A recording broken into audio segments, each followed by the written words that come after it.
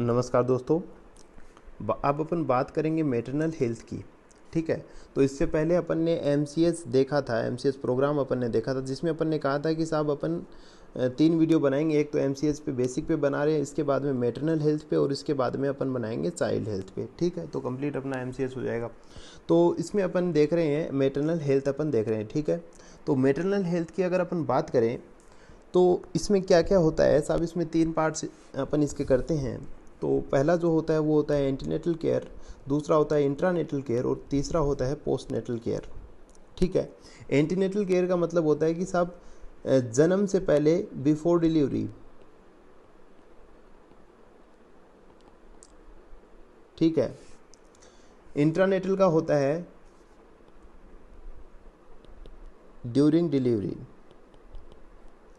या फिर अपन गए डिलीवरी के बीच में। ठीक है, किस प्रकार से क्या क्या समस्याएं आती हैं, क्या समाधान है। पोस्टनेटल केयर की अगर बात करें तो ये हो जाएगा साहब आफ्टर डिलीवरी, या फिर अपन गए पार्चुरेशन के बाद। ठीक है, तो ये 3 बातें अपने को देखने को मिलती हैं मैटरनल हेल्थ में। तो इनको अपन शुरू करेंगे। सबसे पहले अपन बात करेंगे एंटीनेटल केयर की। तो उससे पहले अपन बताएं कि ये जो एमसीएस प्रोग्राम का जो टॉपिक है ये इम्पोर्टेंट है, किसकी दृष्टि से भी, गायनेकोलॉजी के हिसाब से भी बहुत ज़्यादा इम्पोर्टेंट है। तो यहाँ से जो है ऐसा नहीं है कि गायनी कवर हो जाएगी, लेकिन काफ़ी जो टर्मिनोलॉजी है वो सेम ही रहेगी, तो उसमें भी यहाँ से अपने को मदद मिलेगी। जी हाँ, तो सबसे पहले बात करते हैं अपन एंटीनेटल केयर की। तो एंटीनेटल केयर का मतलब है बिफोर डिलीवरी। तो डिलीवरी से पहले कौन कौन सी सावधानियां रहती हैं, या फिर अपने को किन किन बातों का ध्यान रखना होता है।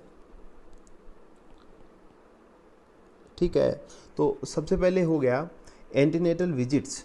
ठीक है, दूसरा है प्रीनेटल एडवाइसेस टू मदर। तो प्रीनेटल मतलब पैदा होने से पहले, प्रीनेटल और पेरीनेटल में कंफ्यूज ना हो, थोड़ा ध्यान रखें। Specific health protection. ठीक है, तीसरा हो गया स्पेसिफिक हेल्थ प्रोटेक्शन, कौन कौन सी बातों का ध्यान रखना है। तो एक एक करके अपन बात करेंगे। सबसे पहले बात करते हैं अपन एंटीनेटल विजिट्स की। तो एंटीनेटल विजिट्स में अपन देखें तो इसमें यह है कि साहब the mother should attend the antenatal clinic. जो माता होती है उसको जो है एंटीनेटल क्लिनिक को विजिट करना चाहिए। ठीक है, तो इसकी जो आदर्श सिचुएशन है, what is the ideal condition, क्या होती है। आइडियल कंडीशन का मतलब ये होता है कि शुरू के 7 महीने तक, टोटल 9 मंथ्स होते हैं। ठीक है, जिनको अपन 36 वीक्स में डिवाइड कर लेते हैं। तो ये जो है कि साहब शुरू के जो 7 महीने हैं उनमें महीने में एक बार जाना होता है। ये अपन आइडियल सिचुएशन की बात कर रहे हैं, आदर्श कंडीशन में। 8वें महीने की अगर बात करें उसमें महीने में अपने को 2 बार जाना होता है। कहने का मतलब 15-15 दिन से माता को जो है वो एंटीनेटल क्लिनिक जो है वो विजिट करना है। तीसरी बात करें आफ्टर 8 मंथ, तो सप्ताह में एक बार जाना है। ठीक है, तो जितनी वीक होती हैं, कभी कभी 36 से ऊपर हो जाती है, लेकिन फिर भी मान के चलें तो 7 दिन में एक बार, तो मतलब थोड़ा ज़्यादा हो जाएगा। ठीक है, तो पर वीक यहाँ पे जाना है। तो पहले मंथ के हिसाब से, और फिर यहाँ पे मंथ में 2 बार, और यहाँ पे वीक में 1 बार। तो ये जो है बात हो गई अपनी आइडियल सिचुएशन की। अगर ये सब कुछ नॉर्मल हुआ तो, मदर अगर एकदम नॉर्मल आ रही है, नॉर्मल है, तो भी उसको दिखाना है। और अगर कुछ अबनॉर्मलिटी आती है तो उसमें वो एज पर उसके हिसाब से, डॉक्टर के हिसाब से जो है वो अपने आप ही जा सकते हैं। जी हाँ, अब बात करें, ये तो हो गया नॉर्मल सिचुएशन की बात है, आइडियल आदर्श में लेके चले तो। लेकिन क्या होता है, कभी कभी ऐसा भी होता है कि साहब पॉसिबल नहीं है, मदर का इतना फ्रिक्वेंटली जो है वो जाना पॉसिबल है नहीं। तो उस केस में एक मिनिमम क्राइटेरिया तय किया गया कि साहब मिनिमम कितना हो सकता है। तो कहा कि साहब मिनिमम जो है वो 3 विजिट तो होनी ही चाहिए। तो साहब बताइए 3 विजिट कौन कौन सी। तो पहली विजिट में कहा कि साहब जो 20 मंथ वीक है, तो उसमें जो है पहली विजिट होनी अनिवार्य है। वहाँ पे तो किसी भी सिचुएशन में जाना ही जाना है। उसके बाद जो सेकेंड विजिट है वो 32nd वीक पे बहुत ज़रूरी है। और जो थर्ड विजिट जो है वो 36th वीक पे होनी चाहिए। कहने का मतलब जो लास्ट की जो वीक होती है वो ज़्यादा इंपॉर्टेंट होते हैं, मंथ ज़्यादा इंपॉर्टेंट होते हैं बजाय पहले के हेल्थ के हिसाब से। ठीक है, तो ये जो है विजिट इस प्रकार से करना चाहिए, 20, 32 और 36 वीक्स पे। ठीक है, तो ये हो गया मिनिमम विजिट। अब इसलिए अपन मिनिमम विजिट है तो अपन 3 विजिट्स के हिसाब से बात करेंगे। तो ये है कि साहब फर्स्ट विजिट में क्या होना चाहिए, सबसे पहली विजिट में तो हिस्ट्री टेकिंग लेनी है, नाम पता वगैरह वो सब, पीछे का क्या एंसेस्ट्री वगैरह, कोई ऐसे कॉन्जेनाइटल कोई डिसऑर्डर वगैरह है, वो सारी हिस्ट्री वगैरह जो है वो इजीली आराम से पूरी लेनी है। तो वो अपन ANC सीट्स भरते हैं गायनी में, है ना, ANC सीट भरवाएंगे। जैसे आप प्रैक्टिकल वगैरह के लिए करोगे तो उसमें आप देख पाओगे किस प्रकार से हिस्ट्री वगैरह लेनी होती है। इसके अलावा फिजिकल एग्जामिनेशन में अपन समझते हैं कि वेट वगैरह चेक करना, ब्लड प्रेशर वगैरह, वेट गेन देखते रहना होता है, ठीक है। तो ये वेट गेन है, बार बार हर विजिट पे जो है वो रीचेक करते हैं कि गेन हो रहा है क्या। लेबोरेटरी एग्जामिनेशंस की बात करें तो urine test, stool test, haemoglobin वगैरह नॉर्मल होना चाहिए, ब्लड ग्रुप वगैरह चेक करना है, ठीक है। तो ये blood group actually RS positive negative के लिए भी विशेष रूप से चेक करते हैं, ठीक है। तो ये सब बातें हो गई, ठीक है। तो फर्स्ट में हिस्ट्री पहले में लेनी है, हिस्ट्री इसके बाद आवश्यकता नहीं है, लेकिन ये फिजिकल और लेब टेस्ट होते हैं वो जनरली होते रहते हैं हर विजिट में, ठीक है। तो सेकंड और थर्ड में ये दोनों हो जाएंगे। इसके बाद अपन बात करते हैं कि साहब दूसरा पॉइंट है prenatal advice to mother, कि मदर को कौन कौन सी एडवाइस देनी है। तो सबसे पहले है proper diet rich in calories, protein, minerals and vitamins. तो ये जो है ये लेनी है, प्रॉपर डाइट लेना है, नहीं तो कहीं ना कहीं जो एम्ब्रियो डेवलपमेंट होता है, भ्रूण विकास, उस पर जो है प्रभाव आ सकता है, ठीक है। तो कहीं ना कहीं ये सारी चीज़ें अपने को जो डाइट वगैरह वो प्रॉपर रखनी है। मेंटेनेंस ऑफ पर्सनल हाइजीन, साफ सफाई रखनी है, हाइजीनिक रहना है, ठीक है। तो उसमें सारा जो है सुबह उठना, सोना, ब्रश वगैरह करना, वो सब अपन यहाँ पे नाना धोना सब लिख सकते हैं। Avoid use of alcohol, smoking, sexual intercourse और सम ड्रग्स, ठीक है। तो ये जो है कुछ अल्कोहल वगैरह, स्मोकिंग वगैरह, ड्रग्स वगैरह ये नहीं लेनी है, इनसे अबनॉर्मलिटीज आ जाती हैं, ठीक है। तो पहले कुछ ड्रग्स हुआ करती थी, तो उनसे क्या होता था, जो वोमिटिंग वगैरह होती थी, जो प्रेग्नेंट लेडी होती थी, वुमन होती थी, उसमें जैसे ही वोमिटिंग वगैरह होती थी तो उसको रोकने के लिए ड्रग्स हुआ करती थी। तो उनको लेने से क्या होने लगा कि जो लिम्स फॉर्मेशन है ना, एम्ब्रियो में, बच्चे में जो इस प्रकार की अबनॉर्मलिटीज़ देखने को मिलने लगी थी। इसलिए जो कुछ ड्रग्स ऐसी होती हैं जिनको अवॉइड किया गया है कि वो ड्रग्स नहीं लेनी चाहिए स्पेशली, ठीक है। इसके बाद करें avoid exposure of x-ray etcetera से दूरी रहना चाहिए, नहीं करवाना चाहिए, क्योंकि जो जेनेटिक म्यूटेशंस वगैरह हैं उनके होने के चांसेस होते हैं, और भी बहुत सारे नुकसान हो सकते हैं डायरेक्टली। तो यहाँ तक हो गया। इसके बाद अपन बात करते हैं specific health protection. Specific health protection की बात करें तो इसमें कौन कौन सी बातों का ध्यान रखना है। Prevention of anaemia by providing iron and folic acid. तो ये आयरन और फोलिक एसिड की एनीमिया के प्रिवेंट करता है, क्योंकि इस केस में क्या होता है कि आयरन और फोलिक एसिड की डिमांड वगैरह जो है वो ज़्यादा रहती है, क्योंकि ब्लड बन रहा होता है, ठीक है। ब्लड फॉर्मेशन, बोन फॉर्मेशन ये हो रही होती है, तो उस केस में एनीमिया वगैरह से जो है वो काफ़ी बचाव रखना होता है, इसलिए आयरन वगैरह की टेबलेट जो है वो कंटिन्यू कर देते हैं। दूसरा supplement of protein, vitamin and minerals. तो मिनरल्स में भी कैल्शियम वगैरह जो है जो वो ज़्यादा यूटिलाइज्ड होते हैं, तो ये सब जो है ये भी प्रॉपर जो है सप्लीमेंट्स वगैरह देते रहना चाहिए। Early detection and management of toxemia of pregnancy, इसको बोलते हैं एक्लेम्सिया, ठीक है। तो इसमें होता क्या है कि ऐसे कन्वल्जन्स आते हैं, सीजर्स वगैरह महसूस होते हैं, है ना, मस्कुलर कॉन्ट्रैक्शन होता है अचानक से। तो इस प्रकार की चीज़ें that occur during a woman pregnancy और शॉर्टली आफ्टर गिविंग बर्थ, जो कि कब होते हैं, प्रेगनेंसी के दौरान या फिर बच्चे को जन्म देने के बाद में। तो इसके कुछ फीचर्स होते हैं, तो कुछ ऐसे सिम्टम्स होते हैं जो कि एक्लेम्सिया के सिंबल हो सकते हैं या फिर वो उनके पूर्वरूप हो सकते हैं, ठीक है। तो उनको अपन ने क्या कह दिया, प्री एक्लेम्सिया बोल दिया उनको, ठीक है, कि साहब इनके बाद में जो है वो एक्लेम्सिया होने के चांसेस हो जाते हैं। तो प्री एक्लेम्सिया क्या होता है, ठीक है, तो वो किस प्रकार की सिचुएशन होती है जिसको अपन प्री एक्लेम्सिया कह सकते हैं, तो अपन वो देखते हैं, ठीक है। तो प्री एक्लेम्सिया क्या होता है, a condition of high blood pressure and access protein in urine. ठीक है। तो अपन ने पीछे कहा था कि साहब एक तो लैब टेस्ट की बात अपन ने की थी, ठीक है, और एक अपन जो नॉर्मल जो है ना फिजिकल टेस्ट वगैरह जो कर रहे थे, फिजिकल एग्जामिनेशन जिसको अपन ने कहा था कि साहब बीपी वगैरह चेक करते रहना है टाइम टू टाइम हर विजिट पे। लैब टेस्ट में बात करें तो यूरिन टेस्ट वगैरह की अपन ने बात की थी। तो जब ये टेस्ट होते रहते हैं तो उस केस में अगर बीपी जो है वो हाई मिलती है, ठीक है, ब्लड प्रेशर क्या हाई मिल रहा है और साथ में जो प्रोटीन की अमाउंट है वो यूरिन में क्या मिल रही है, हाई मिल रही है, ज़्यादा मिल रही है, तो उस केस को अपन किस क्या मान सकते हैं, प्री एक्लेम्सिया मान सकते हैं। तो इसके बाद में क्या हो सकता है, एक्लेम्सिया क्रिएट हो सकता है और वो कन्वर्जन सीजर्स वगैरह की सिचुएशन आ सकती है। तो अपन जो है थोड़े सावधान हो सकते हैं, ठीक है। नेक्स्ट पॉइंट अपन इसमें देखेंगे इम्यूनाइजेशन अगेंस्ट टिटनेस। तो इसमें टिटनेस के लिए वैक्सीनेशन या फिर इम्यूनाइजेशन वगैरह दिया जाता है, डोज वगैरह दिया जाता है। तो इसमें देखिएगा, इसमें 1 मंथ का क्या होना चाहिए, गैप होना चाहिए सबसे पहले तो। और जो टाइम पीरियड होता है वो कब होता है, फर्स्ट डोज का जो टाइम होता है वो होता है 16 to 20th वीक, ठीक है, 16 से 20 वीक का जो है इसका टाइम होता है। और सेकेंड डोज होता है वो होता है 20 से 24 का। तो यहाँ पे बताया कि साहब 1 मंथ का इंटरवल होना चाहिए बीच में। अगर आपने 16th में डोज लगवाया तो नेक्स्ट डोज कब होना चाहिए, 20 से पहले तो एटलीस्ट नहीं होना चाहिए क्योंकि 1 महीना हो रहा है, ठीक है। और ये अगर लास्ट डेट 20 पे लगवाया तो ये 24 पे अपन कर सकते हो, तो इतना वेरी हो सकता है, ठीक है। तो ये हो गई टिटनेस की बात।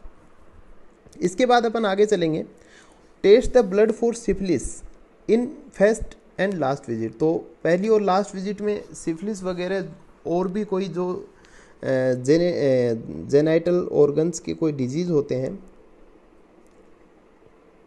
ठीक है, उनकी भी जांच करते रहना चाहिए क्योंकि ये सिफिलिस वगैरह है ना, गोनोरिया वगैरह इस प्रकार की डिजीज़ अपन आगे पढ़ेंगे।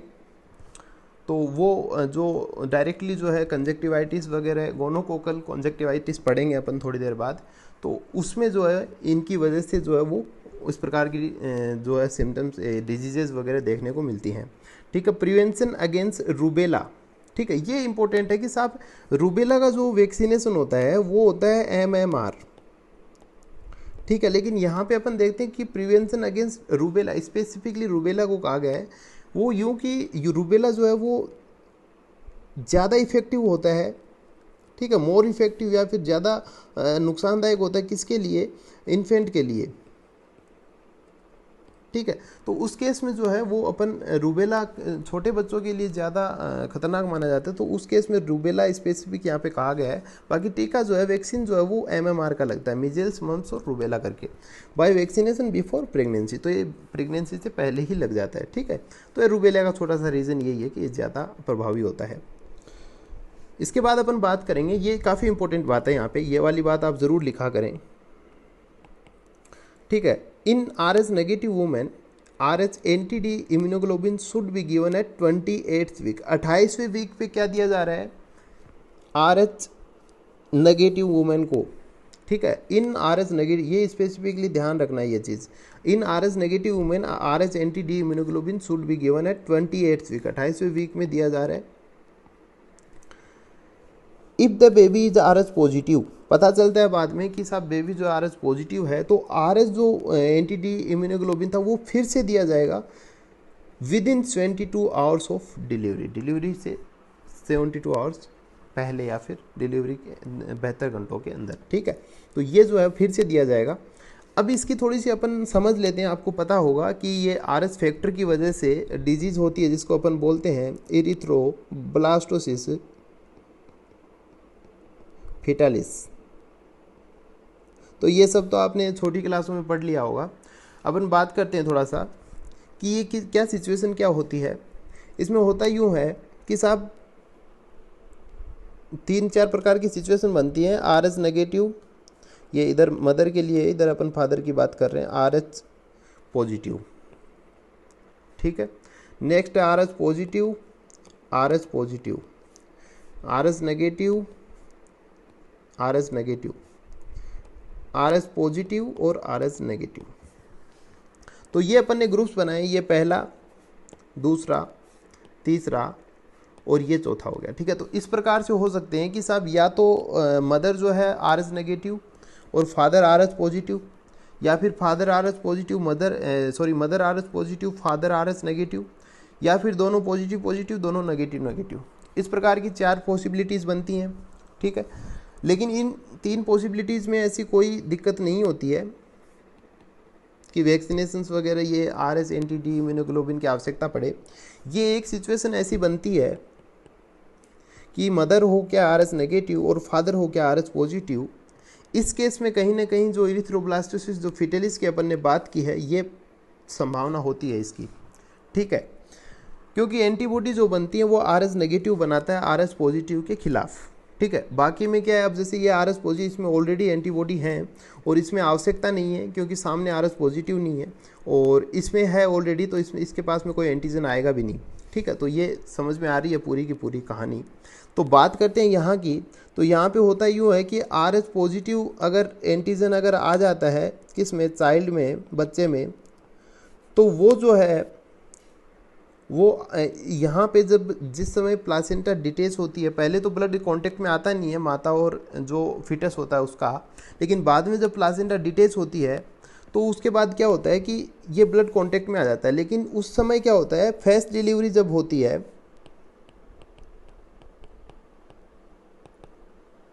फर्स्ट डिलीवरी जब होती है तब क्या होता है, जन्म हो चुका होता है, ठीक है, न्यूबॉर्न जो है बोर्न हो चुका होता है। लेकिन होता क्या है कि वो तो बच्चे का तो जन्म तो हो गया, लेकिन कहीं ना कहीं जो मेमोरी जो सेल जो थी मदर के अंदर, मेमोरी सेल्स एक्टिवेट हो जाती हैं,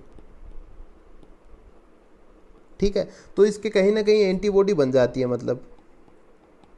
और जब नेक्स्ट, जैसे ही नेक्स्ट प्रेगनेंसी होती है मदर में, नेक्स्ट सेकेंड या फिर अपन कहें नेक्स्ट प्रेगनेंसी,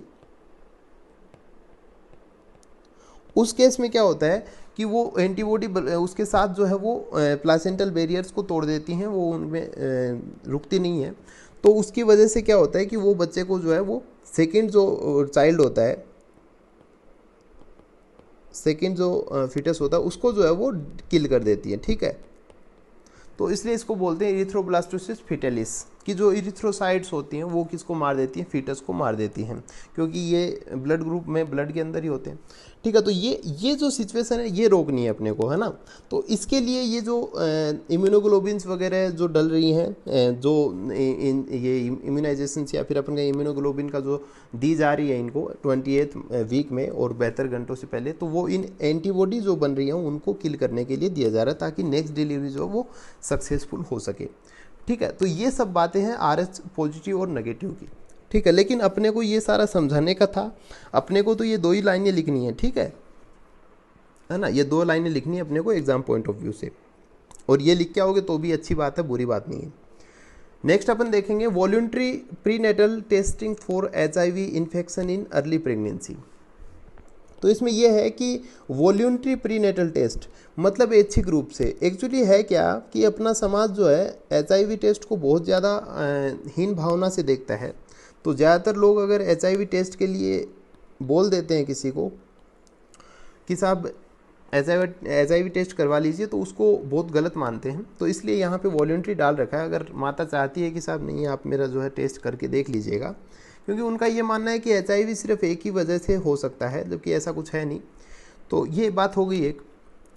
दूसरी बात है इन प्रेगनेंसी ओवर 35 ईयर और ऑलरेडी हैव एफ्लिक्टेड चाइल्ड, ठीक है। एफ्लिक्टेड मीन्स है कि कोई ऐसा हो पहले से कोई डिसेबिलिटी वाला चाइल्ड अगर हो, ऑलरेडी कोई ऐसा हो जिसमें कंजेनाइटल डिसऑर्डर हो, कोई कंजेनाइटल एनोमली हो, तो उस ऐसा कोई चाइल्ड हो, तो उस या फिर उस लेडी की जो एज है वो 35 से प्लस हो, तो उस केस में क्या है कि अपने को कुछ टेस्टेज करनी है, स्क्रीनिंग करनी है for chromosomal abnormalities, for congenital anomalies, कोई ऐसे जेनेटिक डिसऑर्डर तो नहीं है, है ना, डाउन सिंड्रोम वगैरह ऐसा कुछ, है ना। और हीमोग्लोबिनोपैथीज, हीमोग्लोबिनोपैथीज होती है इनहेरिटेड डिसऑर्डर ऑफ ग्लोबिन, है ना। तो इसमें क्या होता है, इसमें जेनेटिक म्यूटेशंस हो जाता है अमीनो एसिड्स का, वो जो कोड्स होते हैं ग्लोबिन प्रोटीन्स के उनका। तो इनमें क्या होता है, जैसे थैलेसेमिक डिसऑर्डर्स हो जाते हैं, ठीक है, या फिर अपन कहें सिंड्रोम, थैलेसेमिक सिंड्रोम हो जाते हैं। तो ये इस प्रकार की चीज़ें इसमें देखने को मिलती हैं हीमोग्लोबिनोपैथीज। ये समझाने के लिए लिखा हुआ है इनहेरिटेड डिसऑर्डर ऑफ ग्लोबिन की होता क्या है एक्चुअली, हीमोग्लोबिनोपैथी होती क्या चीज़ है। तो ये होती है ना, इनमें क्या होता है डिसऑर्डर होता है, ग्लोबिन जो प्रोटीन होती है ना। हीमोग्लोबिन बना किससे होता है, हिम तो पिगमेंट होता है, प्लस ग्लोबिन प्रोटीन होती है इसमें, तो प्रोटीन है, इसके अमीनो एसिड्स होते हैं, उनके सीक्वेंस में म्यूटेशंस वगैरह हो जाते हैं, उसकी वजह से थैलेसेमिक सिंड्रोम्स वगैरह जैसी सिचुएशन देखने को मिलती है। ठीक है, तो ये बात हो गई एक। इसके बाद अपन चलेंगे इंट्रानेटल केयर में चलेंगे अपन। ठीक है, तो अभी तक बात कर रहे थे, अभी तक बच्चा जो है वो बिफोर डिलीवरी का केस था, अभी ड्यूरिंग डिलीवरी है ना, इंट्रानेटल में ड्यूरिंग डिलीवरी।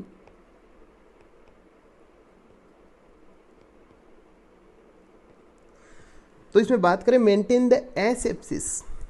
क्या चीज़ है एसेप्सिस, एसेप्सिस मतलब सेप्सिस मतलब होता है इन्फेक्शन, इन्फेक्शन कोई भी हो सकता है साहब, सेप्सिस बता रहे हैं, एसेप्सिस का नहीं बता रहे हैं। सेप्सिस का मतलब होता है इन्फेक्शन, और इन्फेक्शन कोई भी हो सकता है साहब, बैक्टीरिया का हो सकता है, वायरस का होता है, ऑर्गेनिजम्स का, और कोई दूसरा प्रोटोजोन्स वगैरह। एसेप्सिस का मतलब इसका विरोधी हो जाएगा absence of bacteria, virus and other organisms. किसके ऊपर, इंस्ट्रूमेंट्स के ऊपर। तो कहने का मतलब मेंटेन द एसेप्सिस, जो इन्फेक्शन लेस है ना, इन्फेक्शन लेस जो मेंटेन करना है पूरा, मतलब इन्फेक्शन नहीं होना चाहिए। क्यों, क्योंकि अपन ने डिलीवरी शुरू कर दी है, वहाँ पे औजार वगैरह ले आए हैं, तो स्टेरलाइज इंस्ट्रूमेंट्स वगैरह ले लिए हैं, ग्लव्स वगैरह लगा लिए हैं, सब पूरा स्टेरलाइजेशन कर दिया है, तो ये सब अपन ने बात की है। तो ये हो गया एसेप्सिस की बात। इसके बाद delivery with minimum injury to the infant and mother. ऐसा नहीं है कि इंजरी होती नहीं है, लेकिन क्या होना चाहिए, अपने को ध्यान रखना है कि इन्फेंट और मदर दोनों को ही मिनिमम इंजरी हो ड्यूरिंग डिलीवरी। जी हाँ, नेक्स्ट अपन बात करेंगे ready to deal with complications. ऐसी कुछ समस्याएं जिनके लिए अपने को पहले से ही तैयार रहना है। कौन कौन सी बात, प्रोलॉन्ग लेबर। बातें आपको यही लिखनी है, ये जो मैंने तीर वीर लगा रखे हैं ये सिर्फ समझाने के लिए है, बाकी आपको जो कंटेंट राइट करना है कॉपी में वो यही लिखना है। ये लिखते हो बहुत ही बढ़िया है, नहीं लिखते हो तो ये याद यही करना है। लेकिन प्रोलॉन्ग लेबर, प्रोलॉन्ग लेबर से क्या समझते हैं साहब, लंबे समय तक लेबर चलता गया, काफ़ी टाइम लग गया, ठीक है, बात खत्म। दूसरा एंटीपार्टम हीमोरेज। एंटीपार्टम हीमोरेज का मतलब ये होता है कि डिलीवरी से पहले जेनाइटल ट्रैक्ट जो वेजाइना वगैरह है वहाँ से जो है क्या होने लग जाए, ब्लीडिंग वगैरह होने लग जाए। इसको जनरली अपन लोकली बोलते हैं ब्लीडिंग होने लग गई, तो इस प्रकार बोलते हैं। तो ये bleeding from genital tract before delivery, तो ये एंटीपार्टम हीमोरेज। ठीक है, कन्वल्जन्स साधारणतः अपन ने देखा था पहले भी, सीजर्स वगैरह। माल प्रेजेंटेशन, माल प्रेजेंटेशन साहब मैंने पहले बता भी दिया है वैसे, ठीक है। मूड गर्भ पढ़ते हैं अपन आयुर्वेदा में, ठीक है। मूड गर्भ ना समझ में आए तो ब्रीच में भी अपन देखते हैं, ये भी एक टाइप है मूड गर्भ का, ठीक है। और भी ट्रांसवर्स लाइव वगैरह भी होते हैं, ऐसे फ्लेट हो जाता है, हॉरिजॉन्टली सिचुएटेड हो जाता है, सिर आगे की तरफ आता नहीं। इसमें अपन ने कहा था कि साहब सिजेरियन वगैरह, सिजेरियन सेक्शंस वगैरह करने पड़ते हैं। तो ये हो गया माल प्रेजेंटेशन। तो आपको किस चीज़ के लिए तैयार रहना साहब, सिजेरियन सेक्शन के लिए भी आपको रेडी रहना है, सारा ताम झाम अपने साथ लेके चलना है। अनयूजुअल पोजीशंस ऑफ बेबी, ये सब तो मूड गर्भ वगैरह आप देख सकते हो चाहो तो। Prolapse of code, prolapse of code का क्या होता है कि जो अम्बिलिकल कोड जो होता है, अम्बिलिकल कोड वो क्या होता है, कभी कभी बच्चे से पहले ही वेजाइनल मार्ग में आ जाता है कि when an unborn baby umbilical cord slips through the cervix and into the vagina after the mother water break. जब एमनियन जो है बाहर आ रहा होता है, एमनियन जो मेम्ब्रेन टूटती है तो एमनियोटिक फ्लूइड जो होता है वो बाहर आता है, ठीक है। उस केस में क्या होता है कि जो कभी कभी जो अम्बिलिकल कोड है वो सर्विक्स के थ्रू वेजाइना में आ जाता है।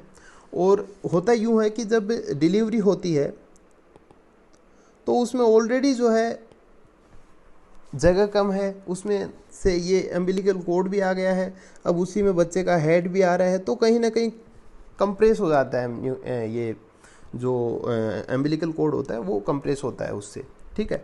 तो इस प्रकार की बात है, तो ये सिचुएशन भी आती है। तो इस प्रकार की सिचुएशंस आती रहती हैं जिनसे क्या होना होता है, रेडी रहना पड़ता है इनके लिए, ठीक है। तो ये इंट्रानेटल की बात अपन कर रहे हैं। Care of the baby eight delivery, ठीक है। डिलीवरी में जैसे ही डिलीवर्ड हो गया, ठीक है ना, प्रसव हो गया है, resuscitation care of the code. सबसे पहले रिससिटेशन, संजीवन चिकित्सा जिसको आप जनरली नाम सुना होगा, जीवित करना टाइप, ठीक है। इसमें क्या होता है, correct physiological disorder.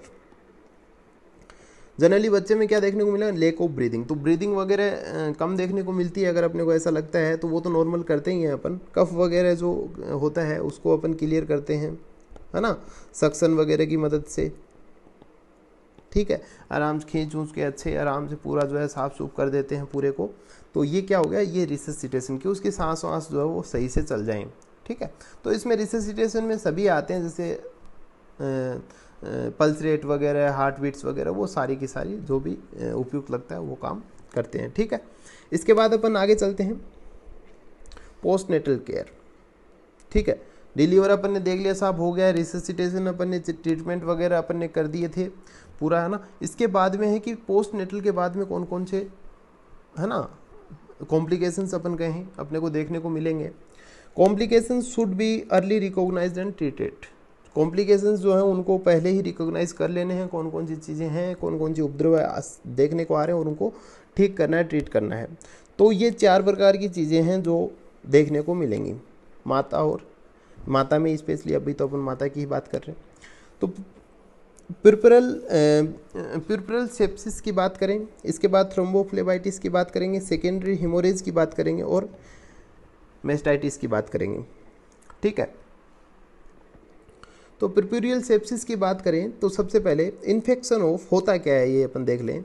Infection of genital tract occurring at any time between labour and 42nd day of postmortem, ठीक है।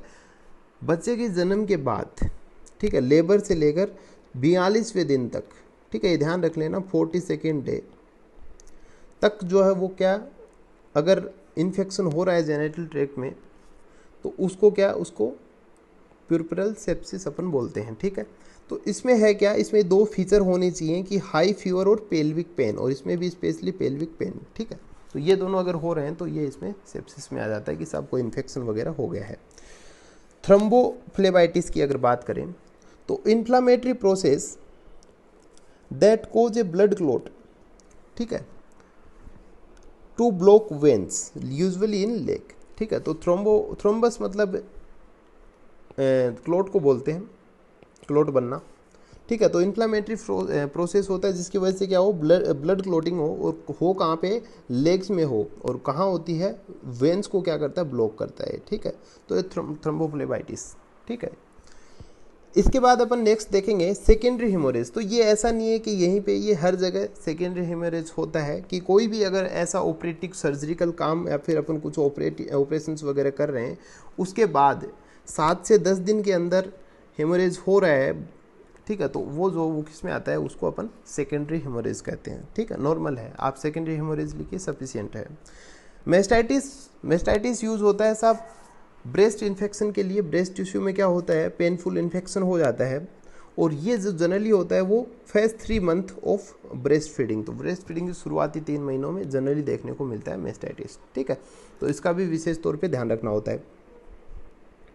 इसके बाद में अपन बात करें कि पोस्टनेटल एग्जामिनेशन की बात अगर अपन करें, ठीक है, तो पोस्टनेटल एग्जामिनेशन में बात अगर अपन करें तो इसके लिए क्या क्या, किस प्रकार से एग्जामिनेशंस करनी है, पहले भी अपन ने देखे थे, ठीक है।